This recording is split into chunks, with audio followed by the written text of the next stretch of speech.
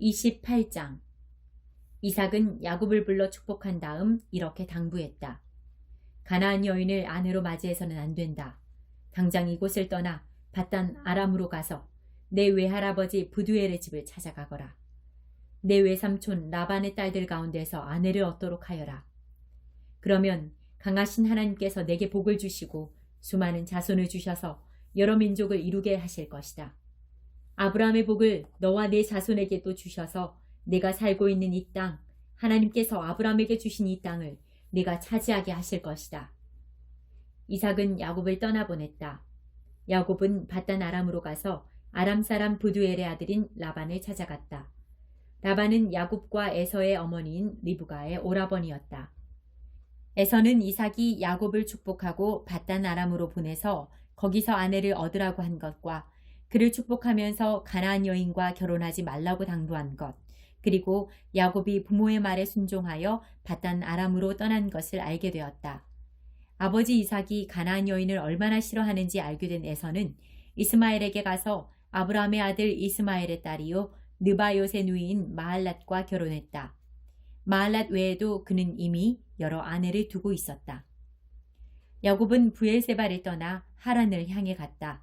한 곳에 이르러 해가 지자 그는 그곳에서 하룻밤을 묵기로 했다. 그는 거기에 있는 돌 하나를 가져다가 머리에 베고 누워 잠이 들었다. 그리고 꿈을 꾸었다. 꿈에 보니 땅에 계단이 세워져 있고 그 끝이 하늘에까지 닿아서 하나님의 천사들이 그 계단을 오르내리고 있었다. 그때 하나님께서 야곱 바로 앞에서 말씀하셨다. 나는 하나님, 내 조상 아브라함의 하나님, 이삭의 하나님이다. 네가 지금 자고 있는 이 땅을 내가 너와 너의 후손에게 주겠다. 내 후손이 땅의 먼지처럼 많아질 것이며 서쪽에서부터 동쪽에 이르기까지 그리고 북쪽에서부터 남쪽에 이르기까지 퍼져나갈 것이다. 땅의 모든 민족이 너와 내 후손으로 인하여 복을 받게 될 것이다. 참으로 내가 너와 함께 있어 네가 어디로 가든지 너를 지키며 너를 다시 이 땅으로 데려오겠다. 내가 네게 약속한 것을 다 이루기까지 내가 너를 떠나지 않겠다. 야곱이 잠에서 깨어나 말했다. 하나님께서 이곳에 계시는데 내가 정말 그것을 몰랐구나. 그는 무척 두려웠다. 그는 경외감에 사로잡혀 작은 소리로 말했다. 믿기지 않아. 이 얼마나 놀랍고 거룩한 곳인가. 이곳이 바로 하나님의 집이며 여기가 바로 하늘의 문이다. 야곱은 아침 일찍 일어나서 베개로 삼았던 돌을 가져다가 기념 기둥으로 세우고 그 위에 기름을 부었다. 그러고 나서 그곳의 이름을 베델, 하나님의 집이라고 했다. 그 전까지 그 성읍의 이름은 루스였다. 야곱은 이렇게 서원했다. 이제 시작하는 이 여정에서 만일 하나님이 저와 함께 계셔서 저를 지키고 보호하시며 먹을 것과 입을 것을 마련해 주시고 저로 무사히 제 아버지 집에 돌아가게 해주시면 하나님께서는 제 하나님이 되실 것입니다. 제가 기념으로 세운 이 돌기둥은 이곳을 하나님이 사시는 곳이라 말해주는 표석이 될 것입니다. 그리고 하나님께서 제게 무엇을 주시든지 그 10분의 1을 하나님께 되돌려 드리겠습니다. 29장. 야곱이 다시 길을 떠나 동방 사람들의 땅에 이르렀다. 그가 보니 넓은 들에 우물이 있고 세 무리의 양떼가 우물 주위에서 자고 있었다. 이 우물은 양떼에게 물을 먹이는 공동 우물이었다. 우물 입구는 큰 돌로 덮여 있었다. 양떼가 다 모이면 목자들이 우물에서 돌을 굴려 양떼에게 물을 먹였고 물을 먹인 뒤에는 다시 돌을 제자리로 굴려서 우물을 덮어두곤 했다. 야곱이 말했다. 여보시오, 당신들은 어디서 왔습니까? 그들이 말했다. 하란에서 왔습니다. 야곱이 물었다. 나홀의 손자 라반이라는 분을 아십니까? 예, 압니다. 야곱이 계속해서 물었다. 그분은 잘 지내고 계시는지요? 그들이 대답했다. 아주 잘 지내고 있습니다. 저기 그의 딸 라헬이 양떼를 몰고 오는군요. 야곱이 말했다. 아직 해가 한창인데 지금은 양을 모을 때가 아니지 않습니까? 양떼에게 물을 먹이고 나서 돌아가 풀을 더 먹이는 것이 어떨까요? 그들이 대답했다. 우리는 그렇게 할 수가 없답니다. 목자들이 이곳에 다 도착한 뒤에야 물을 먹일 수 있습니다. 우물에서 돌을 굴려내려면 모두가 힘을 합쳐야 하거든요. 그러고 나서야 양떼에게 물을 먹일 수 있습니다. 야곱이 그들과 대화하고 있을 때 라헬이 아버지의 양떼를 몰고 왔다. 그녀는 양을 치고 있었다. 야곱은 자기 외삼촌 라반의 딸 라헬을 알아보았다. 야곱은 그녀가 외삼촌 라반의 양떼를 이끌고 도착한 것을 보자마자 다가가서 혼자 힘으로 우물 입구에서 돌을 굴려내고 외삼촌 라반의 양떼에게 물을 먹였다. 그러고 나서 야곱은 라헬에게 입맞추고 울음을 터뜨렸다. 그는 자신이 그녀 아버지의 친척이며 리브가의 아들임을 라헬에게 밝혔다. 그녀는 집으로 달려가서 자신이 들은 것을 아버지에게 알렸다. 라반은 자기 누이의 아들 야곱이 왔다는 소식을 듣고 달려나가서 그를 껴안고 입맞추고는 집으로 데려왔다. 야곱은 라반에게 그동안 있었던 일을 모두 이야기했다. 라반이 말했다. 너는 내 가족이자 내 혈육이다.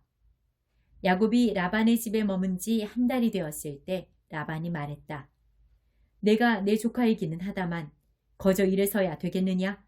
어느 정도의 보수를 받고 싶은지 말해보아라. 얼마면 적당하겠느냐? 라반에게는 두 딸이 있었다. 큰 딸은 레아였고 작은 딸은 라헬이었다. 레아는 눈매가 예뻤지만 라헬은 눈부시게 아름다웠다. 야곱이 사랑한 사람은 라헬이었다. 그래서 야곱은 이렇게 대답했다. 외삼촌의 작은 딸 라헬을 위해 제가 7년 동안 외삼촌의 일을 돕겠습니다. 라반이 말했다. 그 아이를 낯선 사람과 결혼시키느니 네게 주는 것이 훨씬 낫겠다. 좋다. 여기 내 집에 머물러라. 그리하여 야곱은 라헬을 위해 7년 동안 일했다. 그러나 그가 그녀를 몹시 사랑했으므로 7년이 수일처럼 여겨졌다. 마침내 야곱이 라반에게 말했다. 제가 일하기로 약속한 기한을 다 채웠으니 이제 제 아내를 주십시오. 저는 당장이라도 결혼할 준비가 되어 있습니다. 라반은 주위 사람들을 모두 초청하여 성대한 잔치를 베풀었다. 하지만 저녁이 되자 그는 자기 딸 레아를 데려다가 신방에 들여보냈고 야곱은 그녀와 잠자리를 같이 했다. 라반은 여종 실바를 딸 레아에게 몸종으로 주었다.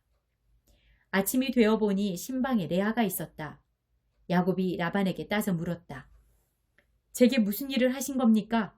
제가 라헬을 얻겠다고 이 모든 기간을 일한 것이 아닙니까? 외삼촌은 어째서 저를 속이셨습니까?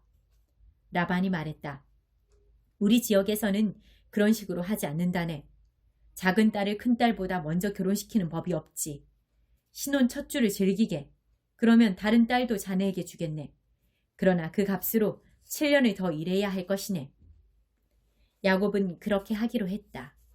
신혼 첫 주를 지내자 라반은 자기 딸 라헬을 야곱에게 주어 그의 아내가 되게 했다. 라반은 여종 비라를 딸 라헬에게 몸종으로 주었다. 야곱은 라헬과 잠자리를 같이 했다. 야곱은 레아보다 라헬을 더 사랑했다. 그가 다시 7년 동안 라반을 위해 일했다. 하나님께서 레아가 사랑받지 못하는 것을 아시고 그녀의 태를 열어주셨다. 그러나 라헬은 아이를 갖지 못했다. 레아가 임신하여 아들을 낳았다. 그녀는 아이의 이름을 르우벤, 보라, 사내 아이다 이라 하고 이것은 하나님께서 나의 불행을 보셨다는 증거다. 이제 내 남편이 나를 사랑해 줄 것이다 라는 증거나 다름없어 하고 말했다. 레아가 또 임신하여 아들을 낳았다. 그녀는 하나님께서 내가 사랑받지 못한다는 것을 들으시고 내게 이 아들도 주셨다 말하고 아이의 이름을 시므온, 하나님께서 들으셨다 라고 했다. 그녀가 다시 임신하여 아들을 낳았다. 그녀는 내가 아들 셋을 낳았으니 이제는 남편의 마음이 나와 통할 거야 하면서 아이의 이름을 레위, 통하다 라고 했다. 그녀가 마지막으로 임신하여 네 번째 아들을 낳았다. 그녀는 이제는 내가 하나님을 찬양하리라 말하고 아이의 이름을 유다, 하나님을 찬양하다 라는 뜻이라고 했다. 그러고는 그녀의 출산이 그쳤다. 30장 라헬은 자신이 야곱의 아이를 낳지 못함을 깨닫고 언니를 시샘했다. 그녀가 야곱에게 말했다. 나도 아이를 갖게 해주세요. 그러지 않으면 죽어버리겠어요. 야곱이 라헬에게 화를 내며 말했다. 내가 하나님이라도 된다는 말이오? 내가 당신이 아이를 갖지 못하게 하기라도 했다는 말이오? 라헬이 말했다. 내 몸종 비라가 있으니 그녀와 잠자리를 같이 하세요. 그녀가 나를 대신해 아이를 낳으면 내가 그녀를 통해 아이를 얻어 집안을 이어나갈 수 있을 거예요. 그녀는 자신의 몸종 비라를 야곱에게 아내로 주었다. 야곱은 비라와 잠자리를 같이 했다. 비라가 임신하여 야곱의 아들을 낳았다. 라헬이 말했다.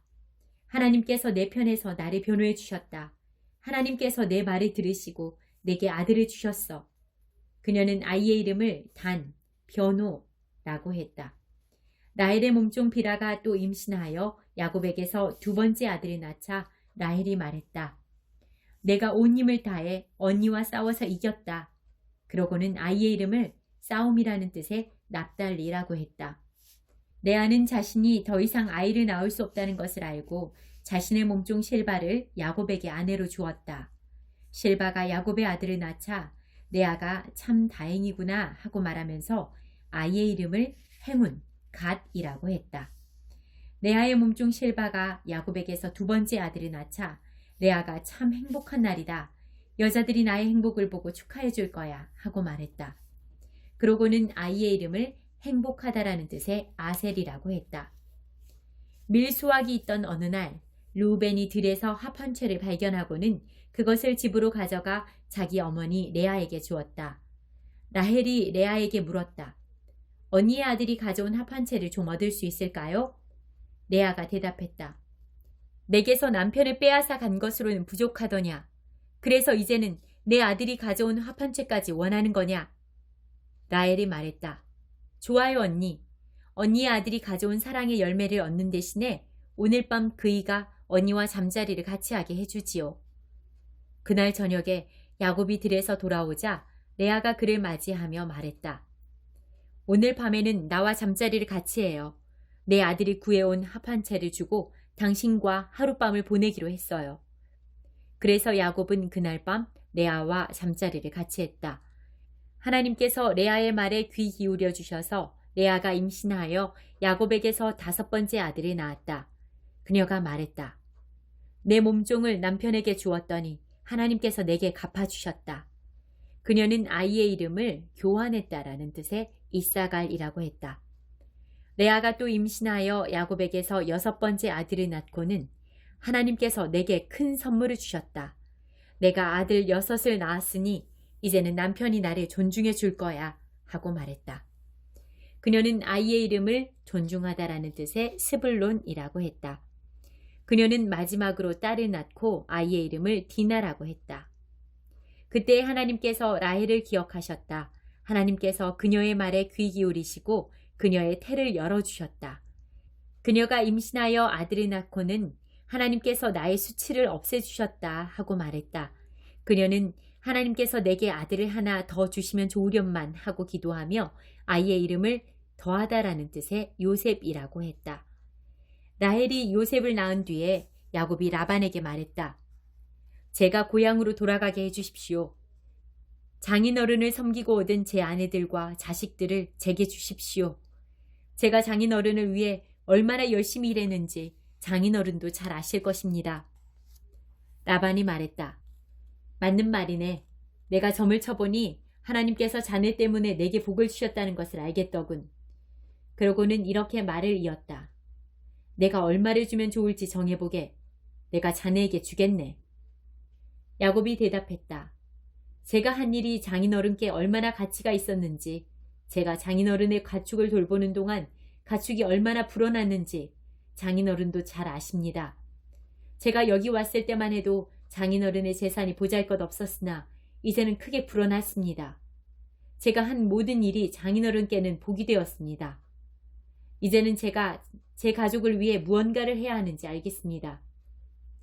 그래, 내가 자네에게 무엇을 해주면 되겠나? 야곱이 말했다. 아무것도 해주지 않으셔도 됩니다. 다만 이렇게 해보면 어떻겠습니까?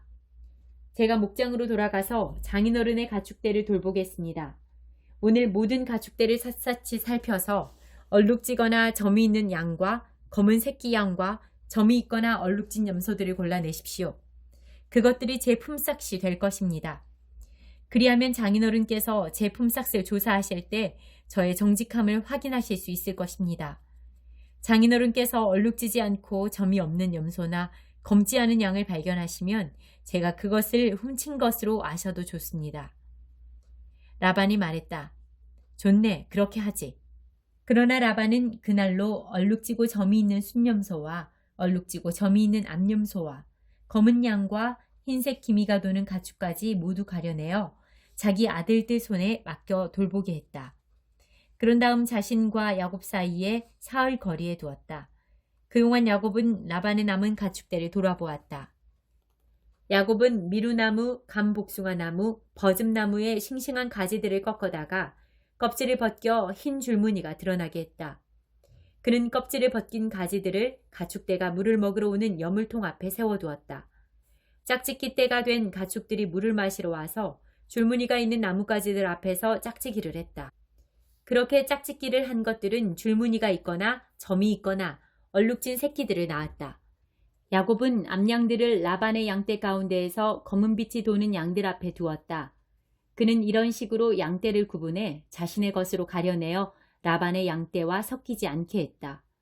튼튼한 가축들이 짝짓기를 할 때면 그 가축들이 볼 수 있도록 여물통 앞에 가지들을 세워놓아 그 앞에서 짝짓기를 하게 했다. 그러나 약한 가축들 앞에는 그 가지들을 세워두지 않았다. 그리하여 약한 것들은 라반의 것이 되고 튼튼한 것들은 야곱의 것이 되었다. 야곱은 점점 더 부자가 되었다. 낙타와 나귀는 말할 것도 없고 상당히 많은 양떼와 종들을 손에 넣게 되었다.